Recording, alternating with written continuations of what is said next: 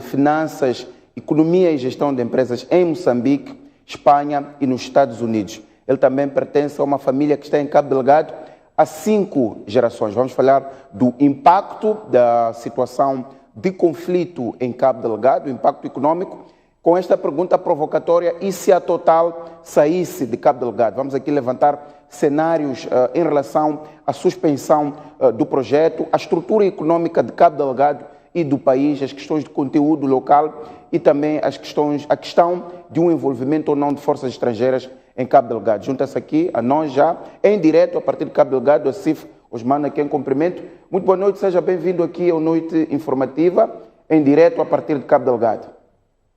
Muito obrigado, boa noite, Mucipo. É um prazer estar aqui. Lamento que seja nestas circunstâncias e para debater um assunto tão triste, mas é um prazer poder discutir com os telespectadores ou apresentar aos telespectadores da STV a minha visão sobre o assunto. Muito bem. Está em Pemba, é natural de Cabo Delgado, portanto, tem uma formação na área financeira, de gestão de empresas e na área econômica, é empresário, portanto, conhece muito bem o tecido e as dinâmicas empresariais aí da província. A minha primeira pergunta é: que impactos é que estes ataques, desde 2017 a esta parte, com a intensificação recente na invasão à Palma e também a ocupação de Mocimboa da Praia, que impactos é que podemos, concretos, é que se podem levantar neste momento aí na província de Cabo Delgado? Osman. Bom, Mucipo, o primeiro impacto, e eu acho que é o impacto que maior relevância merece neste momento, é o impacto humano. Portanto, estamos a falar de milhares de famílias deslocadas, famílias desmembradas, perdas de vidas. É um drama humano, enfim, de dimensão incomensurável, como já disse algumas vezes. Esse drama humano é tão grande que neste momento é quase imoral envolvermos num exercício de previsão do impacto meramente económico.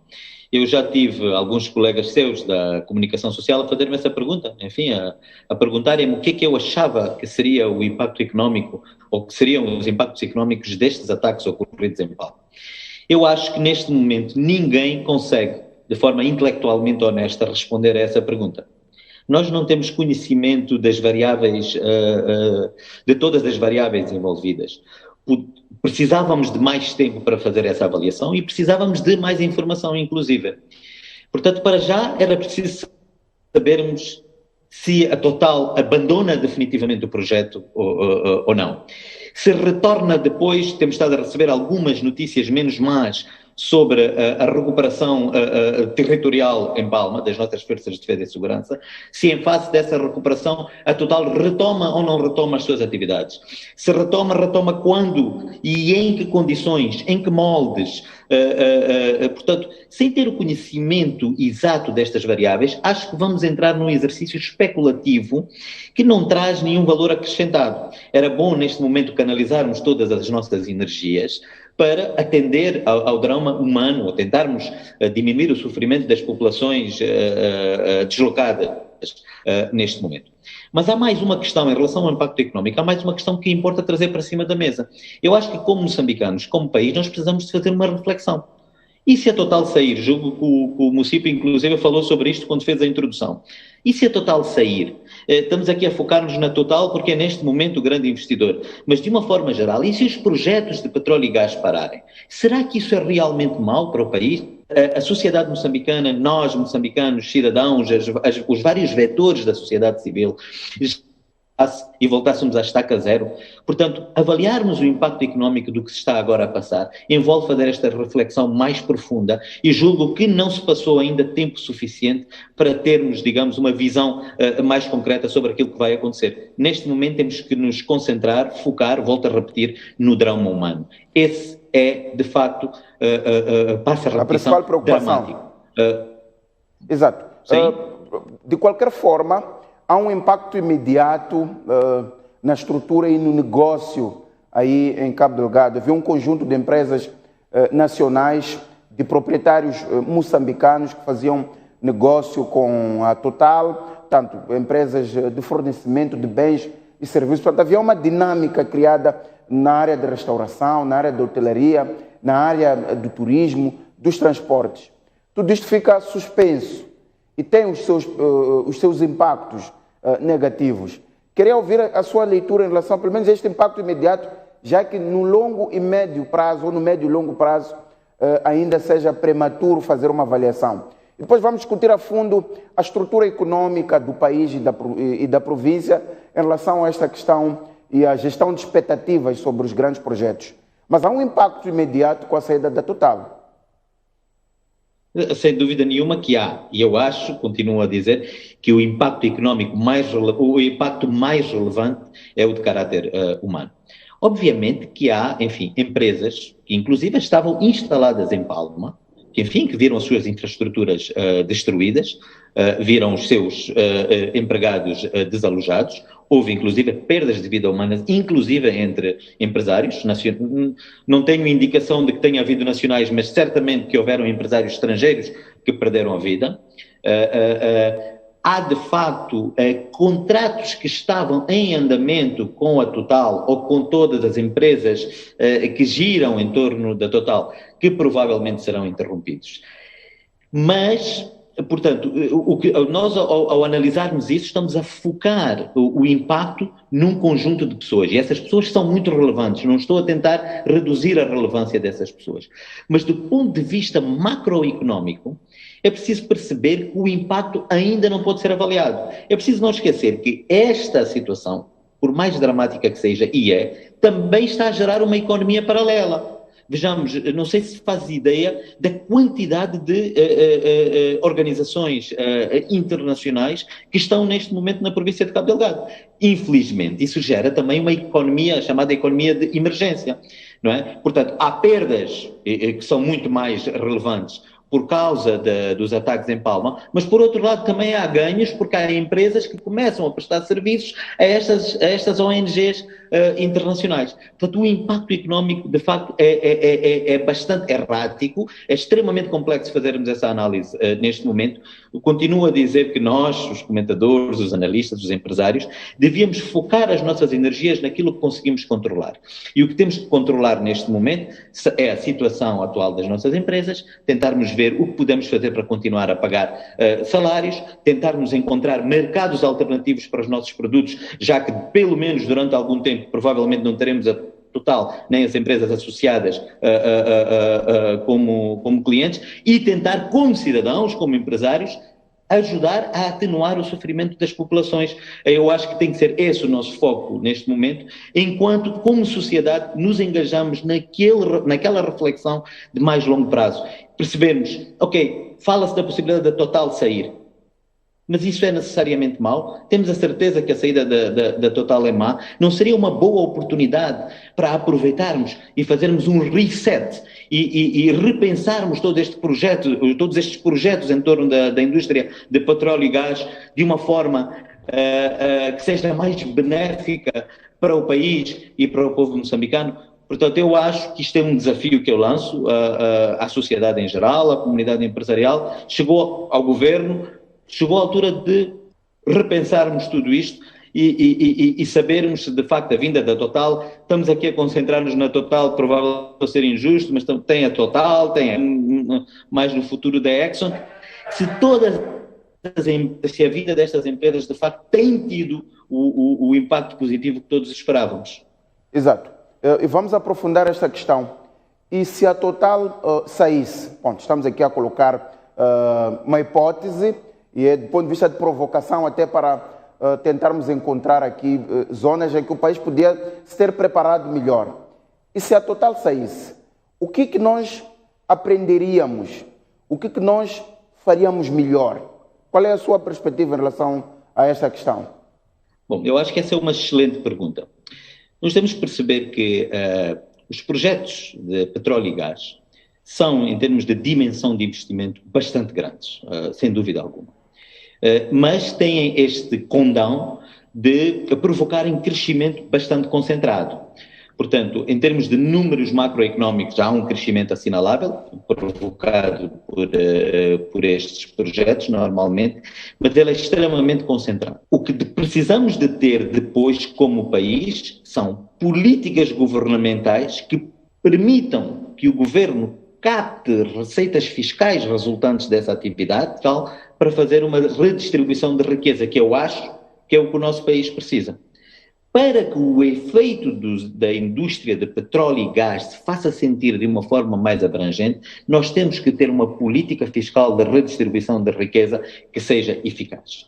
Para além disso, temos que ser capazes de maximizar o efeito multiplicador desse investimento. No caso da Total, falava-se do investimento na ordem dos 25 bilhões de dólares. Nós temos que ser capazes de transformar esses 25 bilhões em 20, 30, 40 vezes do. E para isso acontecer é necessário que tenhamos uma política de conteúdo local. Ora, o conteúdo local, o município, como especialista de comunicação social, sabe disso melhor do que eu, quase que se tornou um chavão na vida dos empresários em Moçambique. Toda a gente fala de conteúdo local, passou a ser uma frase bonita para se usar em eventos políticos, mas julgo que, como país, nós nunca nos sentamos para discutir uma política de conteúdo local para o país. Andamos todos muito concentrados atrás de uma lei. Temos que ter uma lei de conteúdo local que obriga as empresas estrangeiras a observar determinadas regras e não sei o quê. Bom, eu não sou contra a lei, mas a lei tem que resultar de uma política, e eu acho que essa reflexão sobre a política de conteúdo local ainda não foi feita. Se me pergunta a mim pessoalmente se os projetos da Total são os que estão neste momento mais avançados, e também os da Eni, embora de uma dimensão inferior, se nelas soubermos maximizar o conteúdo local, digo-lhe claramente que não. Exato. E atenção, quando eu falo Desculpe? Não, o que quer dizer é que, avançando como estamos, com a Total e as outras empresas, a Eni e a ExxonMobil, que ainda está em avaliação, pelo menos a sua decisão de investimento, nós ainda não temos as condições para tirar o maior ganho possível. É isso que está a dizer. Portanto, temos de aproveitar o tempo para nos organizarmos. E quando falamos de conteúdo local, vamos tentar aqui desconstruir isto. No seu entendimento, como é que se faz uma boa política de conteúdo local e como é que se faz a famosa redistribuição, portanto, através das receitas fiscais, como é que se faz uma redistribuição da riqueza, como é que se cria emprego? Em termos concretos, quando falamos de política de conteúdo local, como é que isso se faz e qual é o seu entendimento e o que está errado neste momento? Portanto, eu vou responder por partes. Portanto, vou falar primeiro do conteúdo local e depois da tal redistribuição de riqueza através da política fiscal. Em relação ao conteúdo local, como eu dizia há bocado, pelo menos não me encontro entre as pessoas que defendem que ela deve ser forçada no sentido de dizer às empresas estrangeiras que obrigatoriamente têm que contratar empresas moçambicanas, sejam elas competitivas ou não. Não é essa a minha visão, nunca foi, até porque como empresário moçambicano eu tenho a ambição de um dia poder ir como empresa moçambicana competir noutros países, não é? E ser tratado com alguma justiça quando for a esses países. Portanto, quero poder competir em pé de igualdade, mas o ponto que eu queria marcar é que, de facto, é importante que a nossa política de conteúdo local não seja uma política excessivamente protecionista, porque nós, a política de conteúdo local, criar um grupo de empresários que se habitue a dormir à sombra de um protecionismo exagerado. O que nós queremos é criar um empresariado que daqui a alguns anos, com a capacidade financeira e com o know-how que eventualmente ganhe por participar nos projetos de petróleo e gás, sejam essas mesmas empresas capazes de ir a outras partes do mundo e fazer lá o que as empresas estrangeiras vêm fazer connosco cá. Para isso é necessário que elas ganhem competitividade e ganhem know-how. Agora, o que tem estado a acontecer no nosso país, em minha opinião, é que tem-se estado a concentrar a política de conteúdo local excessivamente na questão do treinamento, na questão da capacitação. Eu acho que isso é um erro. Os empresários não precisam de capacitação, ou até podem precisar, mas não acho que seja o principal problema. O que nós precisamos é de conseguir dar negócio aos nossos empresários. E a Total, a Exxon, a Eni, nesse aspecto, julgo que não tem feito o suficiente. E, é claro, a gente fala da Total, da Eni, mas nós como empresários, as associações empresariais e o governo provavelmente não têm sido capaz de exigir da Total aquilo que é necessário. Eu vou-lhe dar um exemplo muito claro, a questão do catering. Eu não consigo entender que seja necessário contratarmos empresas estrangeiras multinacionais para fazer o catering dos funcionários da Total. Isto para mim é inconcebível. E não me tragam justificações como a qualidade, a certificação. A mim me parece que estas questões da qualidade, de participar, o presidente Guebuza, o presidente Mandela, tinham comido no seu restaurante, não é? Se ele tem capacidade para servir figuras como estas, por que não teria capacidade ou por que a sua comida não teria qualidade para servir os funcionários da Total? Isto não faz sentido absolutamente nenhum. E depois temos que acabar com esta história de que fazem-se grandes concursos, incluem-se empresas moçambicanas, sim senhora, mas é para, olha, daqui a um mês nós precisamos de 50 caminhões para transportar este produto do sítio X para o sítio Y. É óbvio que as empresas moçambicanas, no estágio em que a nossa economia se encontra e no estágio em que essas próprias empresas têm em termos de experiência, não se conseguem preparar para concursos de grande dimensão em um mês. O que seria expectável, e isso é que eu acho que era uma política de conteúdo local bem conseguida, era exigir que estas empresas apresentassem planos com muito tempo de antecedência. E eles têm esses planos com certeza. Dizer que, olha, daqui a 2 anos nós vamos precisar de ter 5.000 ovos por dia no acampamento de Afungi e queremos que seja uma empresa moçambicana a fazê-lo. Com o tempo, esta empresa moçambicana, e com o contrato assinado, isto é importante, com o contrato assinado, esta empresa moçambicana havia de encontrar meios para, dentro de 2 anos, dentro de 3 anos, conforme os períodos que se estabeleçam, estar pronto para servir isso. Agora, o que se tem feito um bocado em Moçambique é criarem-se grandes expectativas, ou dizer-se aos empresários que eles se devem preparar e que se devem investir porque há de haver muito negócio e... Olha o caso de Cabo Delgado, para quem conhece Cabo Delgado, estamos aqui nós há 5 ou 6 anos à espera que essas oportunidades de negócio apareçam, investimos numa altura em que toda a gente sabe o que aconteceu ao mercado financeiro internacional e ao mercado financeiro doméstico, e o tal negócio tarda em vir, não é? Então, o que nós queremos para promover conteúdo local é isso. Não é preços competitivos, não é proteção exagerada, mas contratos firmados. Acabem com a questão do treinamento. Nós não precisamos de treinamento. Deem-nos trabalho. Nós vamos aprender com o trabalho. Eu acho que nesse aspecto temos falhado. Exato. Muito bem. Osman, as empresas... E depois a sua segunda pergunta... As empresas têm colocado a questão de que as empresas moçambicanas não conseguem, portanto, produzir de acordo com os seus padrões, de acordo com certificações, incluindo certificações padronizadas a nível internacional. Uma coisa é servir um dia, uma refeição a um chefe de Estado, a um antigo estadista. Outra coisa é garantir o abastecimento com regularidade, vamos supor, de 6 meses, 1 ano. É aqui onde está o nó do estrangulamento. Quando diz que os empresários não precisam de treinamento, ou precisando não é a prioridade, como é que estes empresários, sem esse treinamento, sem essa capacitação, eles são capazes de absorver volumes de negócio tão altos como estes que se colocam aqui? A ideia é que aprofunde melhores como é que, com a estrutura que nós temos, que muitas vezes é levantada, pelo menos ao nível do doing business, apontam-se várias fragilidades em relação à forma como nós fazemos negócio.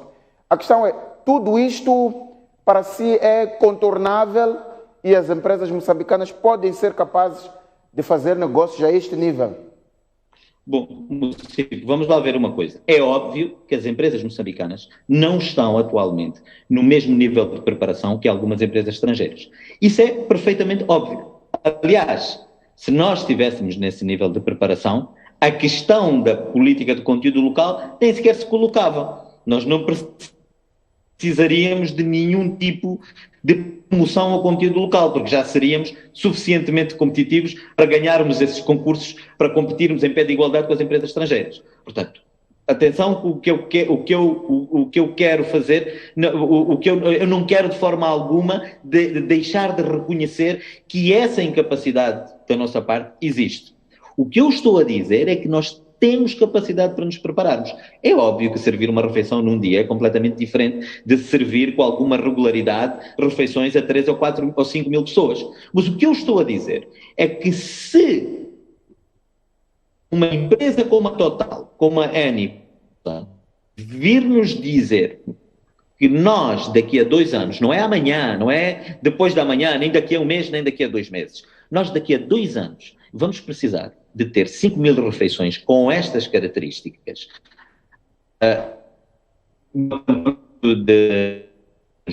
estes são os preços que nós estamos dispostos a trabalhar. Vamos aqui assinar um contrato em que nós nos comprometemos a honrar esse contrato, conquanto você, ao longo dos próximos 2 anos, consiga ir cumprindo milestones de preparação.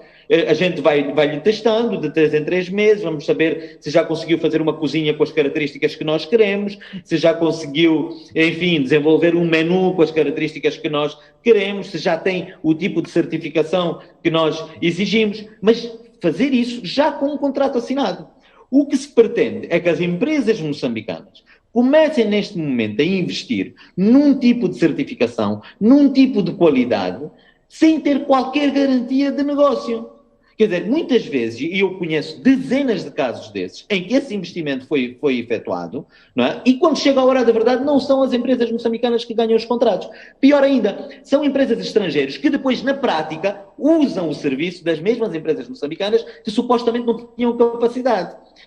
Portanto, o que está a passar aqui é entregar o melhor pedaço do bolo a empresas estrangeiras, não é? E deixar as empresas moçambicanas, enfim, como pequenos provedores de serviços. Não é isso que se pretende. E, por favor, também é importante, eu não tenho nada, absolutamente nada contra estas empresas estrangeiras. Aliás, até acho que algumas delas são extremamente importantes para nós podermos, enfim, extrair delas algum know-how de que precisamos. Portanto, a culpa não é delas. Nós, como moçambicanos, é que provavelmente não fomos capazes de impor algumas regras que deviam ter sido impostas. Nós não temos capacidade para fornecer, claro,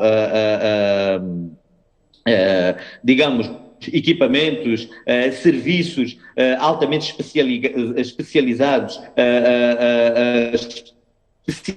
ligados à indústria de petróleo e gás. Provavelmente não temos capacidade nem know-how para o fazer, mas a indústria do catering é um grande exemplo daquilo que podia e devia ser exclusivamente fornecido por moçambicanos. Portanto, isso permitiria, não é, transformar os tais 25 bilhões de dólares em muito mais e distribuir riqueza, porque estas empresas moçambicanas estariam a empregar também moçambicanos, também a pagar impostos.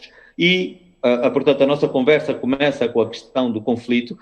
Eu costumo dizer que não consigo acreditar que o conflito que nós estamos a viver neste momento na província de Cabo Delgado seja completamente desligado desta questão da pobreza e das desigualdades sociais. Tinha-me feito também uma segunda pergunta sobre a questão da redistribuição da riqueza através da política fiscal. Portanto, eu refiro-me ao governo ter alguma capacidade de coletar receitas fiscais resultantes destes megaprojetos de petróleo e gás e depois fazer a distribuição, por um lado, para setores sociais como a saúde, a educação, estradas, infraestruturas, e, por outro lado, ser capaz de investir na diversificação da economia. A indústria do petróleo e gás tem este potencial de ser o catalisador para o crescimento da nossa economia, mas nós não podemos estar inteiramente dependentes dessa indústria. Nós temos que ser capazes de focar na agricultura, na indústria, no turismo. Quer dizer, temos que aproveitar este potencial único que o nosso país tem. No mundo em simultâneo, potencial em tantos setores económicos. Nós não temos potencial só na indústria, só no turismo, só na mineração, só na agricultura. Nós temos potencial em todos ao mesmo tempo. É a altura de começarmos a trabalhar como povo, tirar partido disto. Quer dizer, é uma pena que ao fim de 46 anos de independência nós estejamos a andar de conflito em conflito. Portanto, respondendo agora à sua pergunta inicial, exato. Isso é total saísse. Exato. Osman, eu não Vamos a um tenho a outro certeza ponto. absoluta se a vinda da Total... Esta nossa provocação, e se a Total saísse de Cabo Delgado, portanto, ela permitiria, em termos de hipóteses, estruturarmos a nossa economia, estruturar as nossas empresas, estruturar a política fiscal, estruturar a política de conteúdo local, portanto, organizar melhor o país para captar. Portanto, uma perspectiva de que não é assim tão negativo, pelo menos quando olhamos para esta saída ou até suspensão já anunciada, pelo menos por um período de 6 meses. É verdade. Eu sei que eu tenho colegas empresários que não vão gostar muito de ouvir o que eu estou a dizer, naturalmente, e eu compreendo, porque eles têm investimentos feitos, contratos estabelecidos ligados à indústria de petróleo e gás. Eu próprio também os tenho, mas como país, não estou a falar de situações específicas individuais. Como país, eu acho que não é tão certo que a suspensão do projeto de petróleo e gás seja efetivamente má. Julgo que terei ouvido, não ouvi em direto, mas li, o Presidente da República, inclusive, a dizer que os moçambicanos estão-se a matar por causa do gás. Ora, se é verdade que nós andamos a matar por causa do gás, não é? Porque que a interrupção do projeto de gás provavelmente poderá significar a interrupção destes conflitos que estão a criar consequências humanas drásticas de consequências incomensuráveis. Exato. Uma outra questão tem que ver com o envolvimento ou não de tropas estrangeiras em Moçambique no conflito no norte do país. Quando preparávamos essa entrevista, dizia que muitas vezes esta questão é mal colocada. O que deve ser colocada portanto, não há almoços grátis. Quem oferece esse tipo de intervenção, esse tipo de ajuda, em troca, portanto, vai querer alguns ganhos. No seu entendimento, como é que isto deve ser colocado e analisado? Isto é importante porque ainda hoje o Presidente da República voltou a destacar que, pelo menos, esta porta para a intervenção de tropas estrangeiras em Cabo Delgado não está aberta. Como é que, no seu entendimento, esta questão deve ser colocada? Bom, Mucipa, ainda bem que faz essa pergunta, porque realmente eu tenho visto nos vários fóruns de debate e até na comunicação social esta questão colocada de forma bastante simplista, assim um bocado dicotómica, binária. Aceitamos ou não aceitamos? Eu acho que essa questão não deve ser, obviamente que não conheço os dossiês profundamente, não tenho acesso à informação privilegiada, mas não me parece que essa questão seja tão simples assim. Há aqui complexidades que devem ser levadas em consideração. Há questões ligadas à soberania. Eu duvido que apareça alguém a dizer, ok, olha, eu mando-vos os nossos militares e a gente resolve esse problema aí, não se preocupem, a gente faz isso num instantinho e depois vamos embora. Há, certamente, em cima da mesa, questões negociais que não vêm a público, não é? E tornam esta decisão muito mais difícil do que aquilo que pode parecer à primeira vista. Não é? Tenho a certeza absoluta de que, seja qual for o país, quando diz que quer mandar os meus militares para aí, dilo assim sem qualquer pré-condição. Não é? Agora, julgo que para discutirmos esta hipótese de intervenção ou não de militares estrangeiros, julgo que cada vez que aparece algum país a dizer que nós estamos disponíveis a ajudar, só estamos à espera que Moçambique nos peça essa ajuda, que os mesmos órgãos de comunicação social colocassem-lhes a pergunta, muito bem, mas estão disponíveis com que condições? Porque é inaceitável, em minha opinião, obviamente que não sou expert na matéria, mas é inaceitável que recebamos no nosso país tropas estrangeiras para nos ajudar, mas que sejam elas, por exemplo, a comandar as operações. Não me parece que isso seja aceitável do ponto de vista de soberania. Será esse o tipo de condições que eles nos impõem? Portanto, eu acho que antes de nos pronunciarmos sobre o assunto precisamos de ter mais informação e precisamos de conferir à questão que ela realmente tem e não colocá-la nos órgãos de comunicação social, nas redes sociais e nos vários fóruns de debate desta forma excessivamente simplista, dicotómica, binária. Aceitar ou não aceitar? Tenho a certeza absoluta de que a questão não é tão simples quanto isso. Assif Osman, muito obrigado por esta entrevista em direto a partir daí de Cabo Delgado. Voltaremos a conversar sempre que se mostrar oportuno. Muito obrigado pela sua intervenção. Muito obrigado, eu é que agradeço, Mucipo. Muito obrigado e até a próxima. Muito bem, caro telespectador, fica assim feita então a leitura em relação a prováveis impactos da situação em Cabo Delgado, a situação de conflito com Assif Osman, ele que é gestor e também empresário e natural, pelo menos há 5 gerações da sua família na província de Cabo Delgado. Noite informativa fica por aqui. Hoje, dia 7 de abril, voltamos amanhã com os temas que marcam a agenda nacional e também a agenda internacional. Continuação de uma boa noite e até amanhã.